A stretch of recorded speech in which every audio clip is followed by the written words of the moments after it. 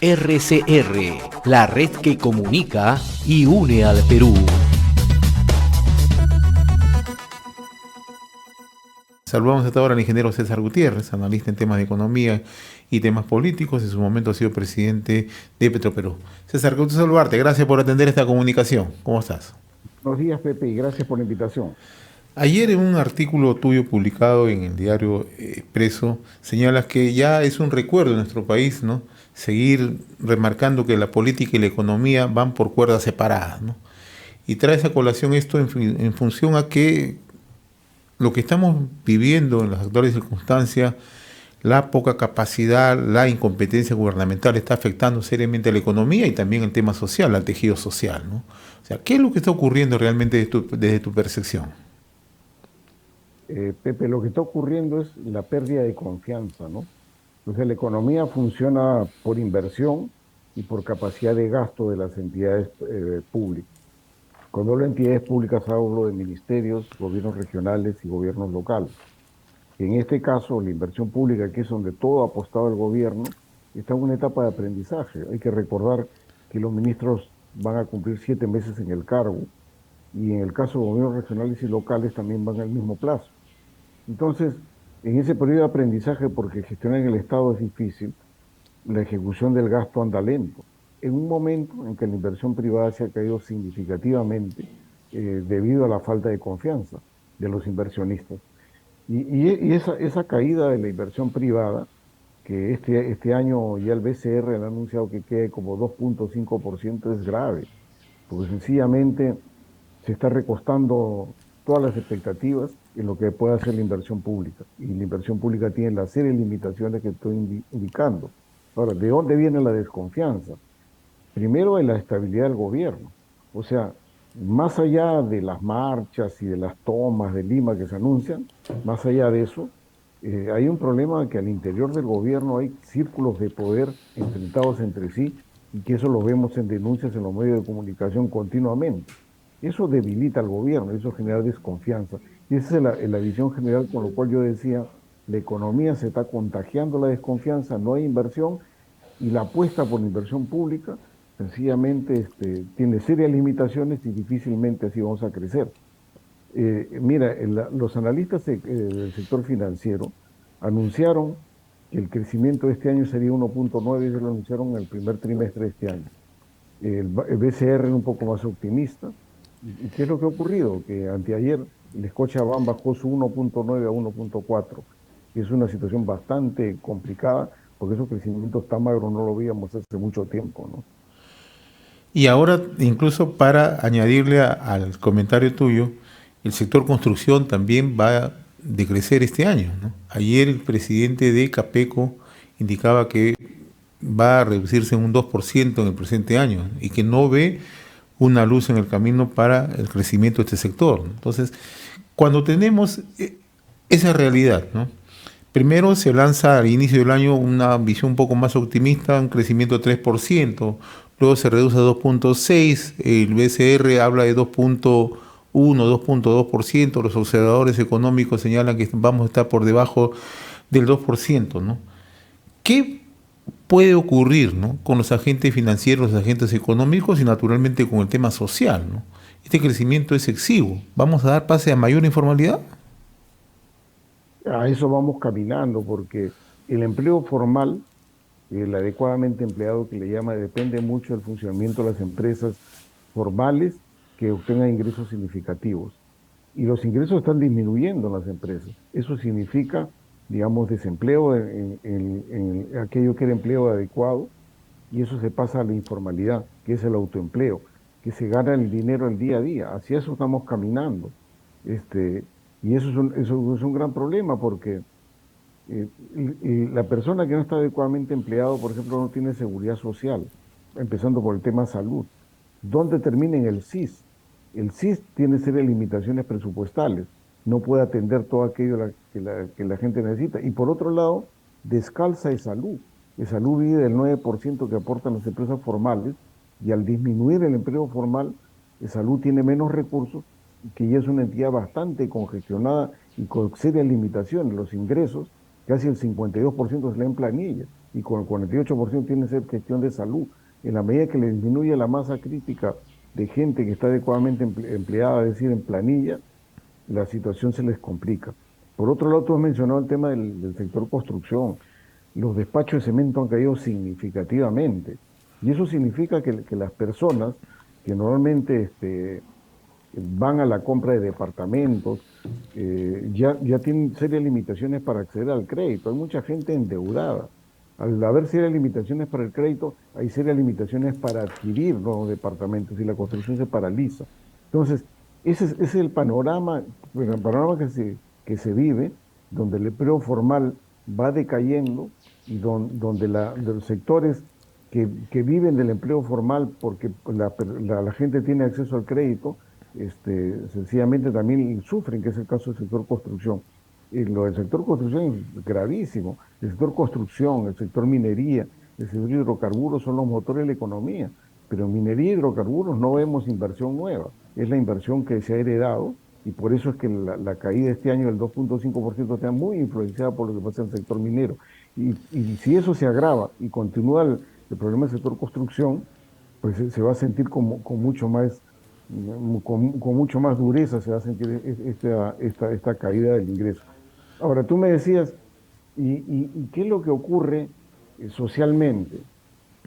No hay movimientos sociales que permitan probablemente forzar un cambio de gobierno, porque muchos hablan de la estabilidad del gobierno, pero hay otros que se sienten confortables con la estabilidad del gobierno, sobre todo en la clase política, porque están pensando, digamos, en armar sus partidos y llegar a una elección en el 2026. Y acá lo que tienen que tener muy en cuenta es que si la economía sigue así, y por más que el gobierno permanezca hasta el 2026, podemos entrar con un gobierno en una situación económica muy complicada para el relevo. Entonces la clase política debe empezar a exigirle al gobierno ciertos cumplimientos, cierta coherencia, y sobre todo en el nombramiento de funcionarios públicos. Estamos volviendo a la época Castillo, lo acabamos de ver en el sector salud, lo que ha ocurrido y lo que vemos en el sector justicia. Personas muy complicadas, digamos, con serios señalamientos, que lamentablemente hay críticas y no pasa nada. Ahí estamos en el caso de salud, que hay un señalamiento al ministro de Trabajo anterior, conjuntamente con el presidente de salud, de un pago indebido de 41 millones de soles, y no pasa nada. O sea, se han acostumbrado y ya están revestidos de teflón y se han vuelto sencillamente incombustibles. Esas cosas que están instalando en la opinión pública de tolerancia a esto, están llevando a complicar la economía y de aquellos que están esperando armar sus partidos políticos para llegar al 2026 deberían tener muy en cuenta, pues podemos llegar con una economía muy complicada a la próxima elección. Ahora, tú mencionabas hace unos instantes que los motores del crecimiento, el desarrollo en Perú ha sido el sector extractivo, ¿no? La minería, el sector hidrocarburos, ¿no?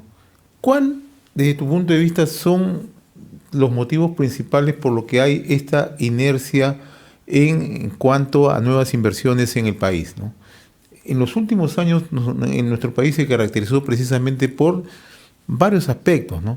Uno, la seguridad jurídica que le brindaba al país a los inversionistas, ¿no? La estabilidad social, con determinados problemas, conflictos sociales, pero eran manejables, ¿no? En el momento, ¿cuáles son los elementos ejes que pesan para que no haya inversiones en el país? Mira, la desconfianza viene en el control social sobre las inversiones. Empecemos por el sector minero, ¿eh? El sector minero, o sea, las inversiones que fueron significativas y terminaron el año pasado, hicieron terminar un buen año, vinieron de proyectos como Quellaveco, que devoró años en realizarse, o Mina Justa. Eso funcionaba, pero fue inercia, ya no se podían parar. Pero cuando tú preguntas, ¿hay nuevos? No hay nuevos. Y no hay nuevos por la gran desconfianza del ciudadano de tener aceptación, del inversionista, de tener aceptación en los lugares donde se realiza la actividad minera. Tenemos el caso de Tía María. El caso de Tía María ya va a cumplir 12 años de idas y venidas y no se avanza. El gobierno dice, vamos a apostar. ¿Pero qué está haciendo para apostar por Tía María? Por ejemplo, hay un anuncio interesante de Sauder de desarrollar la empresa de Paltiture, con lo cual los agricultores del Valle del Río Tambo que se oponían podrían estar a favor del proyecto. Pero está apoyando el gobierno en lo absoluto. Por otro lado, en el caso, por ejemplo, de Río Blanco, ¿no? Que en la región Piura. Río Blanco viene intentándolo esto ya también cerca de 11 años y lamentablemente no tiene ninguna posibilidad de hacerlo. Entre mineros ilegales que no quieren la legalidad, porque hay una serie de actividades ilícitas, el crimen organizado que hay en las fronteras entre Cajamarca y Piura, y los antimineros por definición están haciendo que ese proyecto sencillamente aborte. Entonces, lo que siente el inversionista minero hablando de minería es que no hay apoyo del gobierno para el control social. Y no estamos hablando de represión. Alguien tiene que hablar, convencer, ir a los sectores sociales y a ver cómo debilita a aquellos opositores por definición. Hay gente que puede estar bien intencionada y se opone, y a ellos hay que convencerlos, digamos, y dejar en minoría al opositor por definición. Pero esa labor no se hace. Y en el sector hidrocarburos, lo que está pasando es que sencillamente no hay labores exploratorias. Las labores exploratorias prácticamente se paralizaron en el 2011. Y mira, llevamos 12 años. ¿Y eso por qué? Porque no están entendiendo de los sucesivos gobiernos del 11 para adelante que para ofrecer lotes petroleros y la gente venga, necesitamos exhibir información de carácter geológico que haga atractivo una inversión, que haya posibilidades de encontrar recursos. No hay esa información geológica. Si esto funcionó del 2006 al 2011 intensamente, es porque desde el año 2000 se había hecho un convenio con Canadá que permitió la información geológica que entre el 2000 y el 2011 dieron sus frutos porque con esa información geológica se promocionó. Ahora se promociona en áreas que sencillamente no hay ninguna información. El antecedente ha sido muy malo porque de los cerca de 50 lotes exploratorios que había o áreas exploratorias que había, solamente uno hubo hallazgo. Entonces, con ese antecedente no había hallazgo y ahora información magra, nadie viene. Y eso es un tema de gestión. Pero no se entiende. Tú ves el Ministerio de Energía y Minas haciendo propaganda. Me junté con el inversionista tal, con el inversionista cual y con la autoridad cual. Pero ¿y las acciones? ¿Qué llevo para que los inversionistas vengan? Nada. Entonces, entre la desconfianza del control social y la falta de información del sector hidrocarburos, estamos sencillamente en el minero energético, que hace cerca del 12% del PBI, no tenga inversión. Y eso va a continuar mientras alguien no tome el toro por las astas y se da cuenta de qué es lo que hay que hacer. No estoy pidiendo soluciones para mañana, pero tenemos que tener unas señales que vamos en el camino correcto. Y aquí lo único que tenemos es propaganda mediática. Energía y Minas lo está manejando muy bien su propaganda mediática, desde el punto de vista que muestra como que el ministro se está moviendo, pero en acciones concretas a solucionar los problemas no existe nada, ¿no? ¿Cómo ves el papel del Congreso? ¿Qué tanto pesa el desenvolvimiento del Congreso en esta crisis que vivimos? Mira, el Congreso se ha enfrascado en algunas cosas que es de reivindicación de cosas que pasaron no hace mucho tiempo. El nombramiento de un miembro del Tribunal Constitucional, ¿no? Relevos en la SUNEDO, se ha flexibilizado. La elección del defensor del pueblo, ¿no? Que eso un poco era una reivindicación del conjunto de gente que tiene una cierta orientación política en la defensoría, como que va a ser relevada. Ahora está pensando en la OMPE, está empezando pensando en el Jurado Nacional de Elecciones, y eso es su tarea, se han puesto por delante, y esos son sus temas de la discusión política del día a día.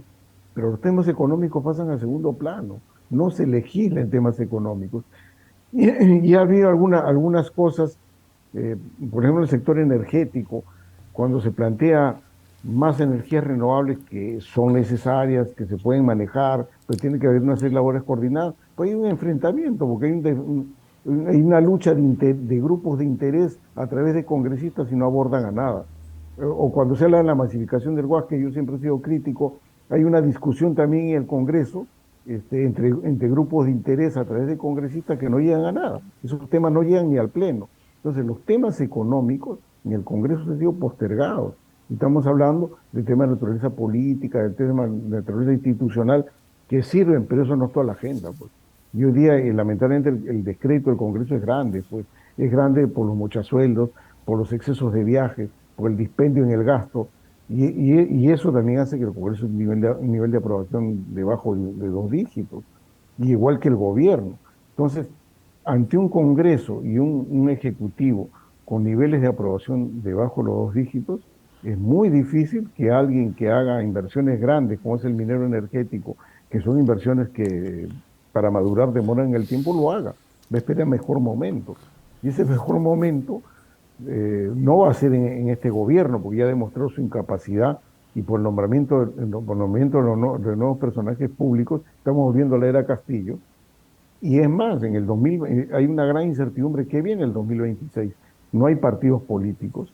Y en la medida que no se organicen los partidos políticos y no ofrezcan algo, porque tampoco tienen técnicos, la incertidumbre seguirá. No pasará sencillamente porque cambio de gobierno en 2026, sino qué ofrezco, con qué equipo. Y eso tiene que entender la gente que hace política. Todo el mundo está pensando en ir al Congreso, se crea una segunda cámara, pero ¿y con qué partido? O sea, ¿con qué gente vamos a hacer eso? Si no tenemos gente ni para una sola cámara, que es lo que estamos viendo hoy día, digamos, con una serie de congresistas muy cuestionados que cometen una serie de excesos y el propio Congreso los perdona, ¿no? César, como siempre, muy agradecido por esta deferencia que siempre tienes con RCR. Ha sido un gusto conversar contigo, muy amable. Muchas gracias, Pepe. Buenos días. Buen día. Conversamos con el ingeniero César Gutiérrez Peña, analista en temas de economía, en temas políticos. En su momento ha sido presidente de Petroperú. RCR, la red que comunica y une al Perú.